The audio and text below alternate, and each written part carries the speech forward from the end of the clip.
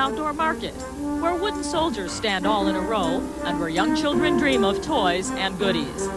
The festivities of this holiday season are celebrated here with well-dressed snowmen, beautiful decorations, delicious food, and carnival rides that line the shopping district of this thriving downtown area. But this year, there is another dimension to Christmas in Stuttgart. It's in the form of an elfin body performing difficult skills in the sport of artistic gymnastics. Do not let her festive dancing betray her fierce competitive nature. She is Danielle Silivash of Romania. Her team won the 1987 World Championships in Rotterdam just a few weeks ago. And while the Romanians dominate the women, the opposite is true for the men. This international event could hear several different anthems before the meet is through. For the U.S., the University of Minnesota's Colin Godkin muscles his way towards the gold. While on the women's side, American hopes rest on a young lady who trains in Blue Springs, Missouri, Christy Henrich. We are in Europe, the birthplace of artistic gymnastics.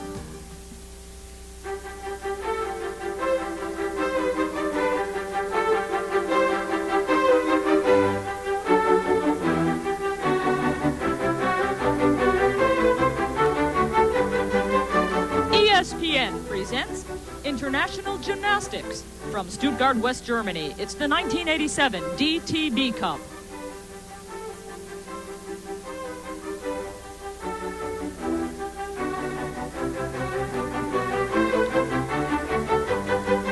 This telecast is brought to you by Bud Light. Everything else is just a light. Welcome to Hans-Martin Schleyer Hall in Stuttgart, West Germany. This facility was just recently completed, specifically designed for Olympic-type sports. There is a velodrome plus many other facilities here, but today it is set up for the sport of artistic gymnastics. Hello, everyone. I'm Leandra Riley, and welcome to the Deutsche Turnerbund Pokal. That translates to the German Federation Cup. Joining me in this telecast is a 1982 winner of this cup, plus 1984 U.S. Olympic gold medalist, Peter Vidmar. And Peter, we have 13 nations on hand for this cup, but everybody really has on their minds the Olympics. How does the cup fit into the Olympic picture? Well, Leandra, this has always been one of the most prestigious gymnastics events in the world. But we have a mixture of competitors this time because we're just coming off the recent World Gymnastics Championships. Some countries chose to send their best athletes, others chose not to, so we have a bit of a mixture. As I said, there are 13 nations on hand. Each country was allowed to send a maximum of 2 competitors. These are the individual event finals, so we will see 6 gold medals for the men, 4 gold medals for the women. Who should we watch for? Well, the thing about individual finals is that everybody's strengths come out, and so we might see 6 different winners for men and 4 different winners for women. You just don't know. I think, though, that we're always going to see strong performances from Silvio Kroll on the men's side from East Germany and a young Russian, Vladimir Shapachkin. The Romanian women have some very strong members here. We've got Daniela Salivas and Eugenia Galea, both members of the gold medal winning World Championship Romanian team. They always put forth strong performances. For the United States of America, our country has elected to send just 2 individuals, Colin Godkin for the men and Christy Henrich for the women. Colin is a very strong gymnast. He's got the 2nd highest score going into the parallel bar finals. He has a chance to win. Christy's very, very strong. We're going to see her on the uneven parallel bar finals. So we'll have to wait and see how Christy performs in terms of the medal count. When we come back, we will begin our coverage of the DTB Cup here in Stuttgart, West Germany.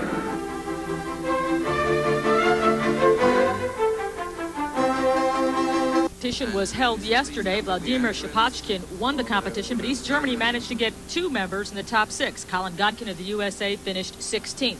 The scores from the all-around do carry over into these individual event finals. As you look now at Vladimir Shapachkin of the Soviet Union, his preliminary score is 9.8. That will be combined with the score that he receives for his performance right now, and it is the combined total that will determine who gets the gold medal, and in this case, in the floor exercise event.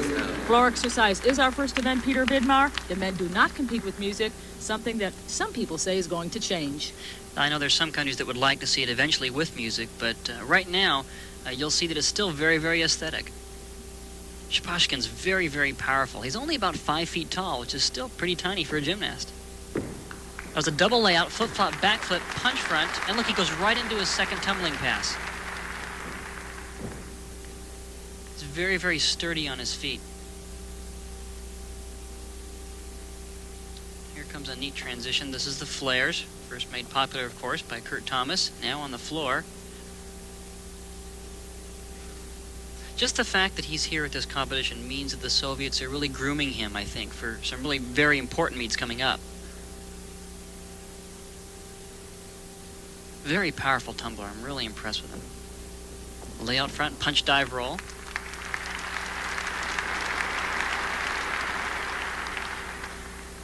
As you can see, here comes that traditional rest part right before the last tumbling pass, so he's probably really sucking up some wind to get enough energy for a big pass. And a full in back out. Ooh, major fall. That's going to be a big deduction. Knocked his shoe right off.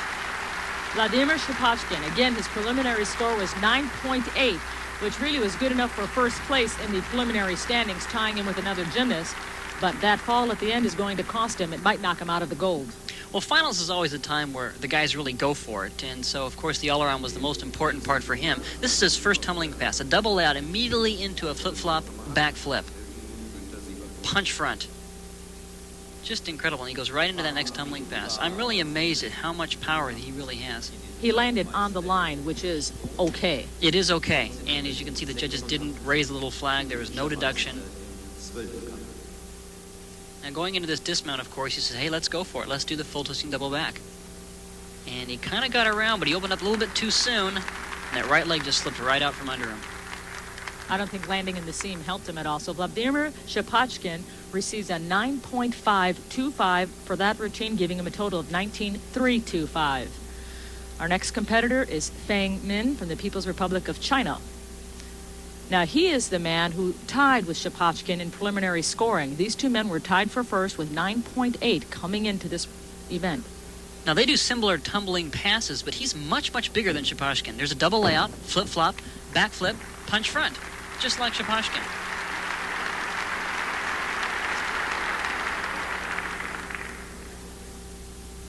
There's a punch front, walk out, round off big handspring, double full, punch front 1 1/4. This really gets the crowd going. These new punch front sequences are really kind of exciting.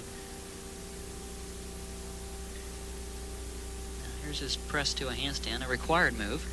What is it that is under the floor exercise mat that is enabling the 1987 gymnasts to be so powerful? Well, they've allowed the floor to actually be thicker than it has in the past. They've got springs underneath it with the mat and then a carpet over that. And so you've got a lot of equipment under there to give you some bounce, but you still have to do most of it yourself. So this explains why I can't do this in my living room. That's right. Though I've tumbled on floors that feel worse than my living room floor. Here's his dismount. Round off big handspring, double layout. Very tough dismount, and he did a perfect landing. So Fang Min capitalizes on Shapachkin's mistake. Again, his preliminary score was 9.8. He just needs something better than a 9.5 to really better Shapachkin. Yeah, you can bet he's going to get it, too. Now, he's a lot bigger than Shapachkin. Here's his double layout. Immediately into a flip-flop, backflip. You're going to see people doing double backflips out of that soon.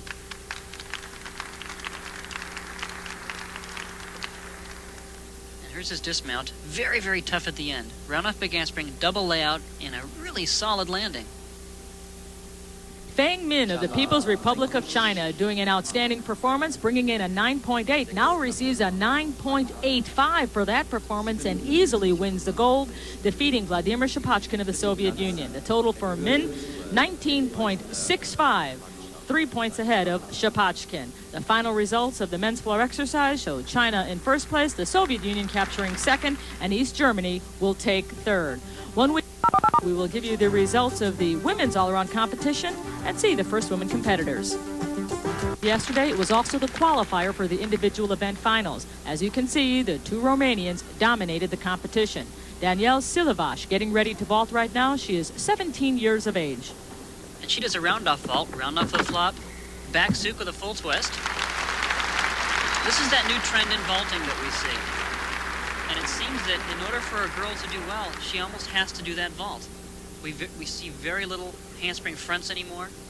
Here she does a round-off on the floor, flip-flop onto the horse, and a backflip with a full twist off. A very solid vault. It wasn't laid out. It wasn't really exciting as much as some of her other teammates have done. She is from Diva, Romania, as you can see, and enjoys bicycling as a hobby. What she is doing now is changing her vault. They are categorized by numbers, and this way the judges know what to expect. So I guess you can't change your mind halfway down the runway. That's right. They don't do that with men, but they're talking about that in the future. Now, in the individual event finals, they will average the two scores together. So technically, it'll be 3 vaults involved in the score. We have her best vault from yesterday, and then we'll have the average of 2 vaults from today. Now, I think this number change means she's going to do it in the laid out position, which of course is much harder.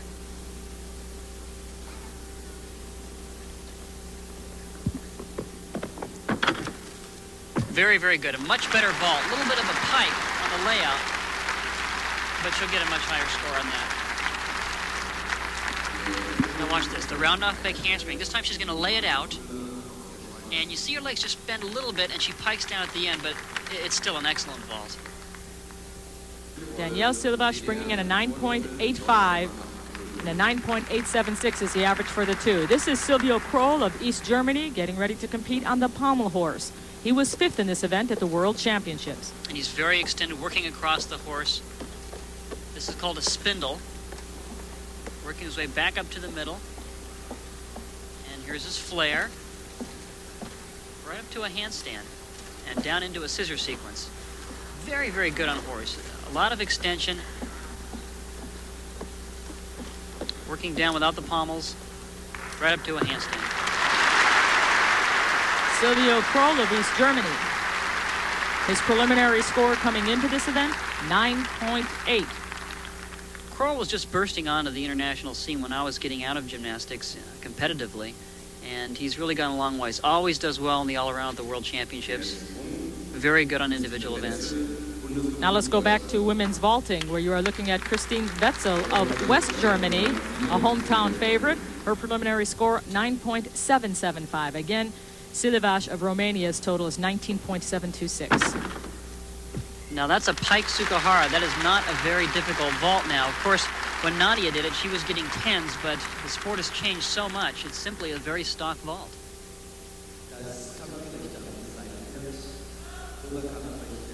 Very, very average vault. Good landing. Now she's probably saving, of course, her better vault for the next pass. That vault, along with the one that she's about to perform, the two scores will be averaged together. Daniela Silvash received an average of 9.876 for her 2 vaults that you saw. And Christine Wetzel has got to hope for a better score than 9.8. And it's going to be tough if she's going to have to make up that difference.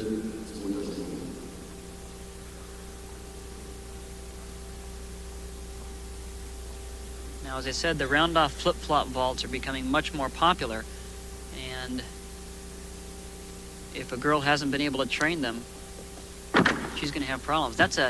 I guess you'd call that a kasamatsu. It's really difficult for me to describe that vault. In a way, it's either a cuervo. It depends on how she places her hands.